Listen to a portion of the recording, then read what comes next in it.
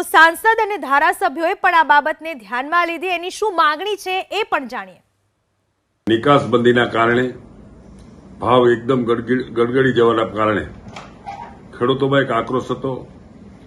અમારા ગોંડલ માર્કેટિંગ યાર્ડના ચેરમેન અલ્પેશભાઈ ઢોલરિયાએ મને એક પત્ર મોકલ્યો કે ખરા અર્થમાં જે નિકાસબંધી છે એ ઉઠાવી લેવી જોઈએ, જેના કારણે ખેડૂતોને સારા ભાવ મળી ગયા। એટલા માટે કેન્દ્રીય કૃષિ મંત્રીનો ટાઈમ લઈને રાજેશભાઈ ચુડાસમા, રમેશભાઈ ધડુક અને હું અમે પરમ દિવસે ગઈકાલે સાંજે મળવા ગયા હતા। એને કીધું હું તાત્કાલિક ડુંગળીની ખરીદી થાય અને સારા ભાવે થાય એના માટેના હું કાલે મીટિંગ બોલાવું છું।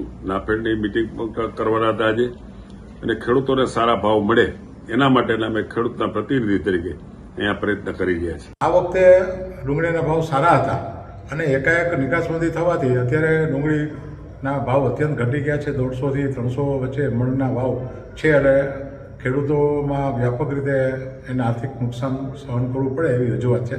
તો સામાન્ય રીતે કેન્દ્ર સરકાર અને રાજ્ય સરકાર ખેડૂતોને પોષણક્ષમ ભાવ મળે એ હંમેશા એવી નીતિ રહી છે। થયું છે ડુંગળીના ભાવને કારણે, તો એના માટે કેન્દ્રના વ્યાપાર મંત્રી શ્રી પિયુષ ગોયલ સાહેબને આજે રજૂઆત કરી છે અને મને આશા છે કે આમાં કોઈ યોગ્ય નિરાકરણ આ વિષયનું આવશે અને ખેડૂતોને ડુંગળીના સારા ભાવ મળે એવો કોઈને કોઈ નિર્ણય થશે, એના માટે હું આશાવાદી છું।